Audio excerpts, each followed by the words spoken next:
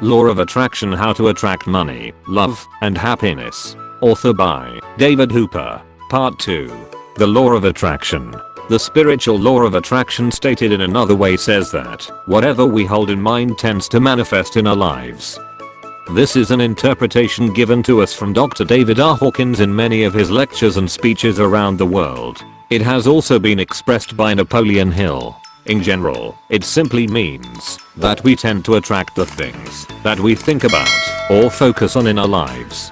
By instilling our emotional energy into certain things, we call them toward us each day.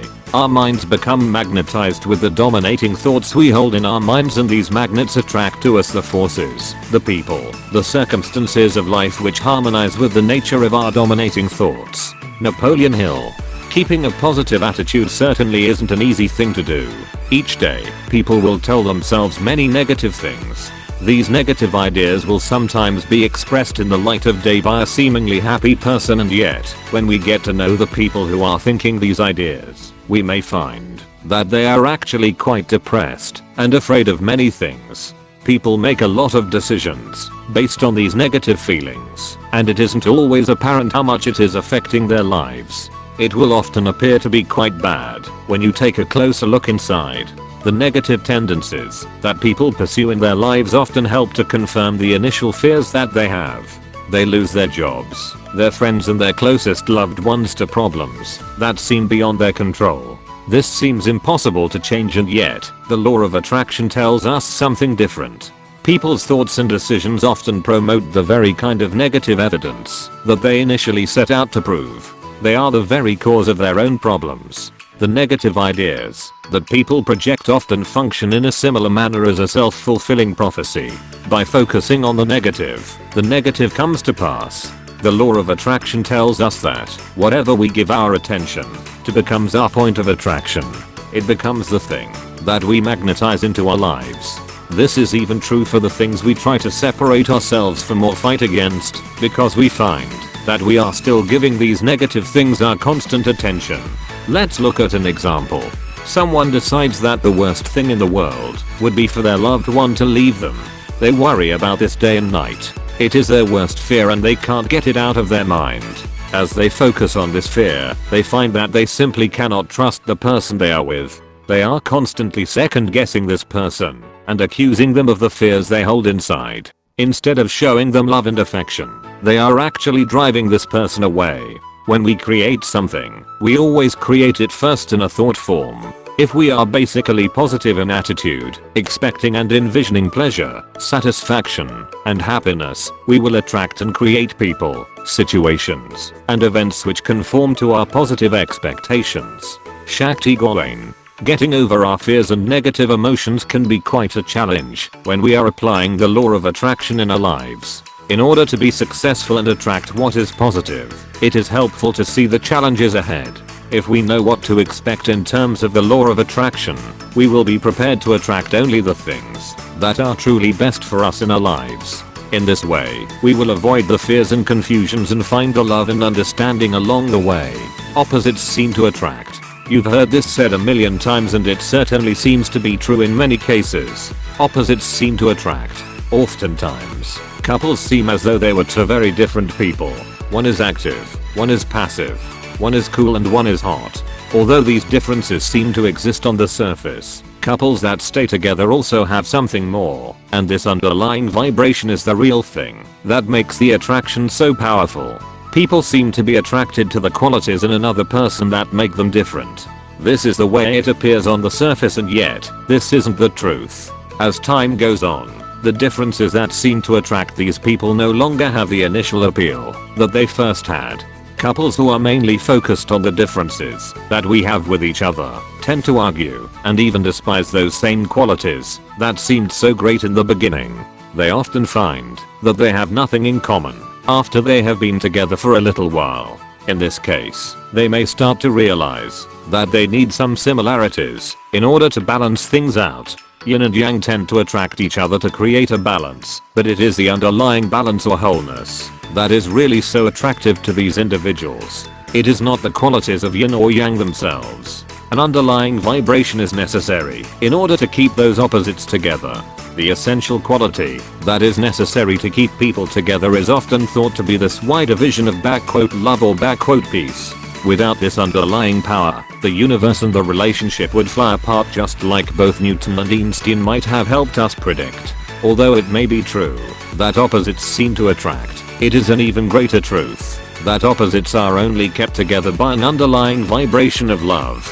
This power of love is an even greater power of attraction that supersedes the powers of yin and yang and becomes, for many people, the supreme power of attraction in the universe. The void.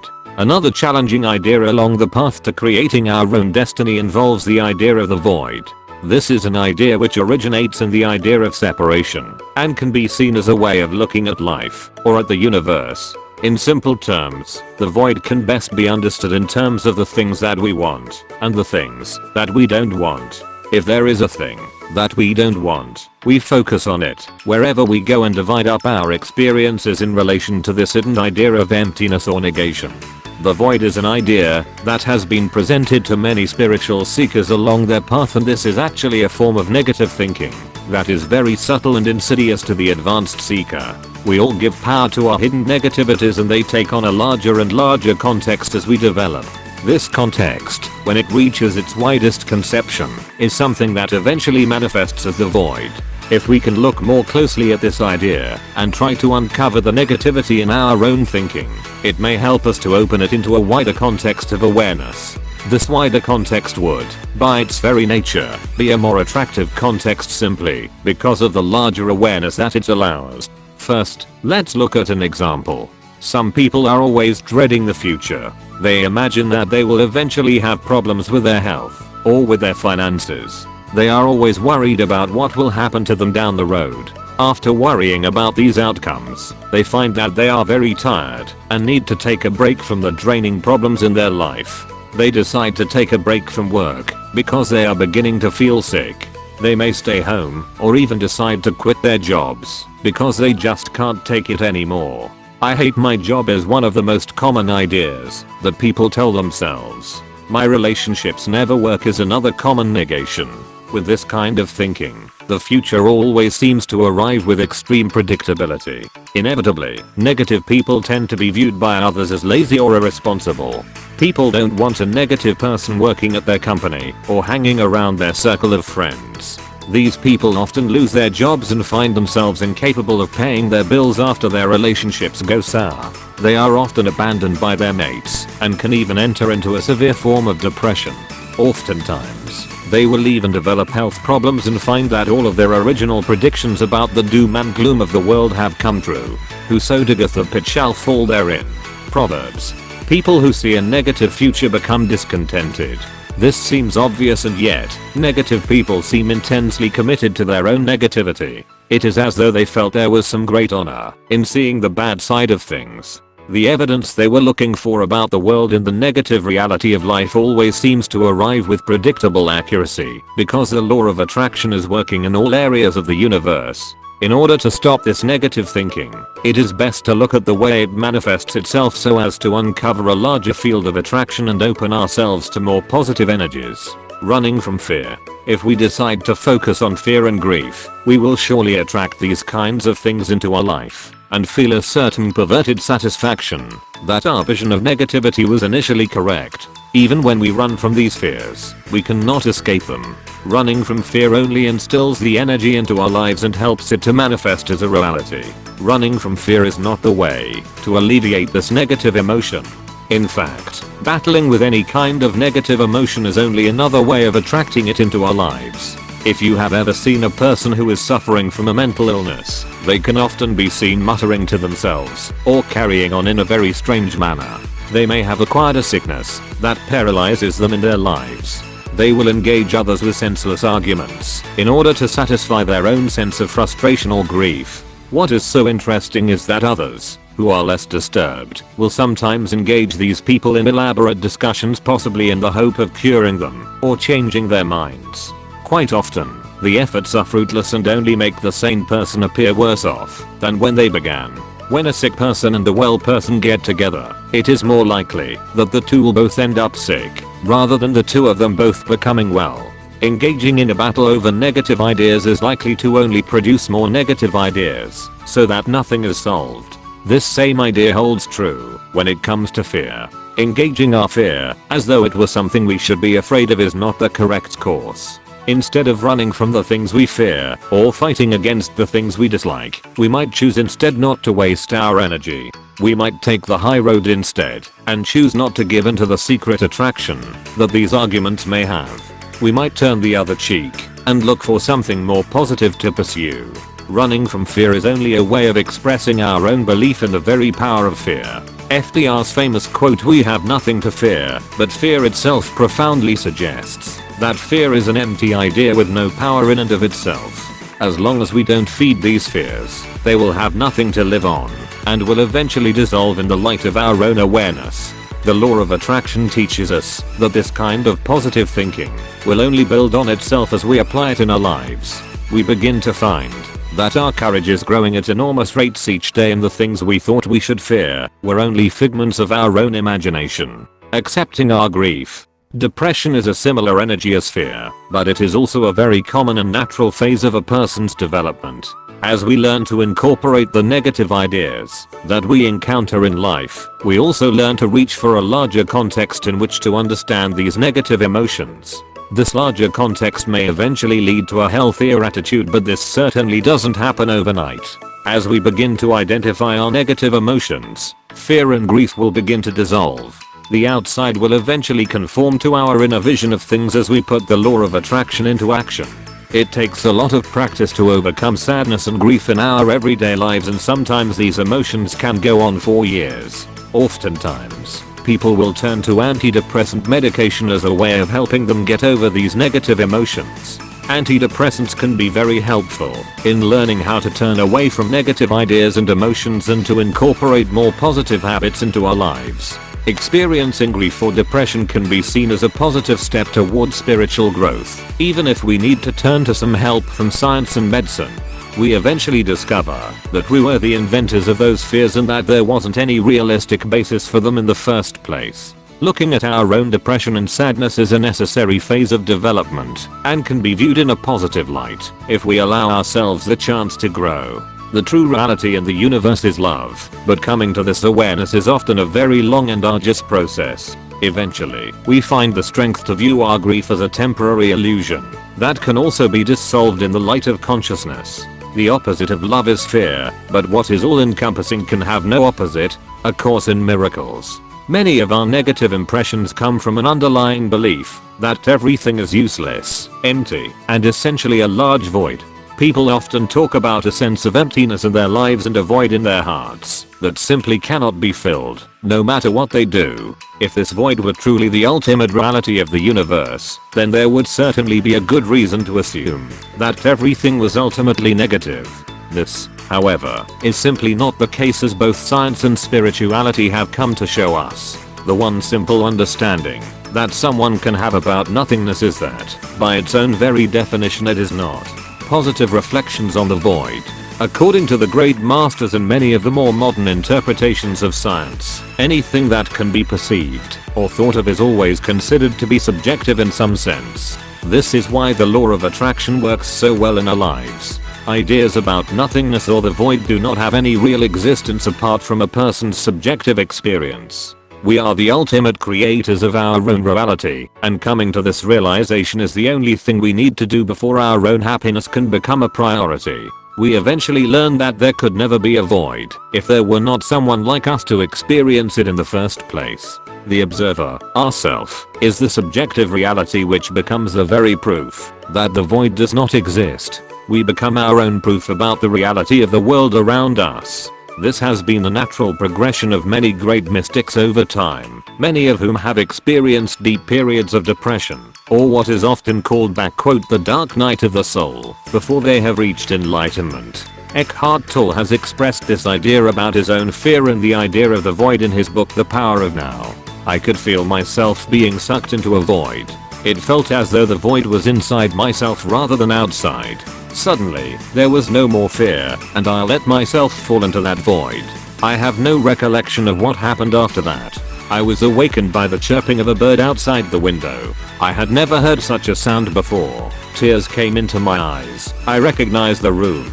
And yet I knew that I had never truly seen it before. For the next 5 months, I lived in a state of uninterrupted deep peace and bliss. Eckhart Tolle's experience of the void was an extremely profound experience, and one that he seemed to attract into his life before he found the ability to overcome it and thereby let it go. After his experience, it is plain to see that another focus took over his attention and the negative ideas were seen as truly non-existent. Tolle could not recollect anything from his experience of the void, because such an experience is actually non-existent in ultimate reality. He went on to have many subsequent experiences which had a positive quality because he let go of his false conception of the void. Theodore Nottingham has also expressed a similar idea about negative emotions in his reference to the teachings of Peter Ouspensky. The purpose of dealing with negative emotions is to clean up our inner life so that we can use the energies precisely for experiences of higher consciousness. Peter Ouspensky. After working on our negative emotions for so long, a saturation point is eventually reached, and a new realization crystallizes in our minds. In terms of the grand lesson that many spiritual teachers have tried to impart to us, Dr. David R. Hawkins' published works are widely recognized as evidence of a very advanced state of spiritual awareness such as the one being discussed here. Dr. Hawkins has also spoken extensively on the idea of the void and has given valuable insights into the interpretation of this idea about nothingness in spiritual experience. Void is a state created solely by the mind's belief in it as an actual possibility. The only actual possibilities in reality are isness, allness and beingness. It is obvious that theoretical opposites to these would then be conceived. Hawkins. Although theoretical opposites to what is are often conceived, these opposites are only temporary diversions from the truth. They are not accurate pictures of reality. Dr. Hawkins explains that concepts such as off when used to designate the condition of a light switch do not actually refer to a separate state. Off is merely a convenient idea that we use to designate what would more accurately be referred to as not on. Although this sounds like an insignificant point, Dr. Hawkins explains that it is actually very significant to our underlying perceptions about the world around us. We keep imagining that there are objective realities to the negative ideas we possess. Dr. Hawkins stresses the importance of understanding that there is never an actual state of offness in an electrical circuit, but only the presence of electricity or the absence of electricity. The problems that we experience between love and separation always stem from a misconception that there are certain states in our lives where there is lack or emptiness. Lack or emptiness, however, is simply not a reality that holds any true existence beyond our own perception of it. Without realizing what we are doing, we attract certain ideas into our lives. Oftentimes we cannot see this because we don't see the immense power that our minds possess. We find later that we are very depressed and experiencing a sense of emptiness in our lives, but we don't know why. Many spiritual practices attempt to get us to a place where we are feeling good more of the time. If we can eliminate our negative tendencies, then we tend to attract more positive things that improve our feelings. Ideas, in general, tend to be magnetic. They attract more of the same, and we see a momentum that eventually starts to go in the right direction. By gently guiding our thoughts and our feelings to a better place, we become more adept at this practice. We learn to take a nice walk when we are feeling bad, or spend some time in appreciation of nature. We learn meditation and how to guide our thoughts and emotions into a more harmonious stream, and the good events will only follow once we learn to change our minds. In a universe that is based upon the law of attraction, what could be more important than our own good feelings? Attractor fields. Although love is considered to be a power even greater than reason, science itself has certainly come a long way in explaining the power of attraction. Modern medicine can do wondrous things to help us along to a better vision of reality and help to boost us out of the negative thinking that we originally had entrained ourselves into. The tendency of more and more people to reach a more holistic vision of reality is getting closer and closer every day. The progress of science has continued in recent decades with the advancement of nonlinear dynamics and what is known as chaos theory in science. Despite its inherent challenges, science has continued to press on and to champion more and more elaborate explanations about the power of attraction. In recent years, the new science of nonlinear dynamics has posed the idea of "strange attractors" which help to explain more about our object's behavior in the universe. Attractor field is a term derived from nonlinear dynamics and signifies that within what appears to be random or unconnected occurrences, there is actually an invisible, organizing pattern field of influence that affects the occurrence of phenomena within each level of consciousness. Hawkins. Scientists now believe that the universe may be just a large conglomeration of attractor patterns under which all of nature is guided. These attractor patterns might be viewed as the underlying cause or mind of the universe with which science is learning more and more every day. In this sense, the decision-making process may be part of a much larger and more essential pattern of attraction that we are only just beginning to understand in our modern conception of scientific understanding. The decision-making process is a function of consciousness itself. The mind makes choices based on millions of pieces of data and their correlations and projections, far beyond conscious comprehension, and with enormous rapidity. This is a global function dominated by energy patterns that the new science of nonlinear dynamics terms attractors. Hawkins. Dr. David R. Hawkins is a leading scientist and lecturer on the topic of both science and spirituality. He has introduced the idea that the underlying cause of people's behavior and of the activities in nature are actually guided by these larger attractor fields which are thought of as fields of consciousness. These different fields organize the behavior of objects in nature and tend to attract things into their field according to a greater degree of order that they inspire. Although he is not an advocate of any particular field in general, one of the larger attractor fields that Dr. Hawkins has spoken of is the field of Taoism or the Tao. Taoism. Taoism is a great spiritual tradition which is based on the teachings of Lao Tzu. The Tao, in the broadest sense, is the way the universe functions, the path taken by natural events. It is characterized by spontaneous creativity and by the regular changes of phenomena. Through the techniques and practices of Taoism, many dedicated followers have claimed to achieve a greater harmony in their lives and a wider expansion of consciousness. For them, the incoherent has become coherent, and they have finally experienced a grand vision of peace and order in their lives. To the mind that is still, the whole universe surrenders. Lao Tzu. Taoism teaches that, in nature, spring follows from winter and day follows from night. These cycles, that we also learn about in our science classes, proceed without effort. The Tao has always been considered to be the way of the universe, the norm, the rhythm, and the guiding power behind nature. It is important to recognize, however, that the Tao is spirit, not matter. It is an inexhaustible energy that flows stronger the more it is drawn upon. It is an energy which is very similar to the energy of love. Love focuses on giving to others and transforming rather than controlling. If the power underlying all of nature were similar to the power of love, then Lao Tzu would have been right even long before the scientists had begun theorizing about the workings of the stars. The reason why the universe is eternal is that it does not live for itself. It gives life to others as it transforms. Lao Tzu. The goal of Taoists is to attain harmony with the Tao. This attainment of harmony with the Tao is also seen as living in accord with nature. Nature is something that should not be exploited and abused. It should be befriended and appreciated. The ideal man in Taoism is one who, through the naturalness of his existence, becomes self-sufficient and not dependent upon wealth or social realms. In this way, true happiness can be found. The Yin-Yang doctrine is based on the concept that there are continuous transformations within the Tao. The principle that embraces nature is divided into two opposites or principles that oppose one another. The principles of Yang are light, heat, heaven, male and sun.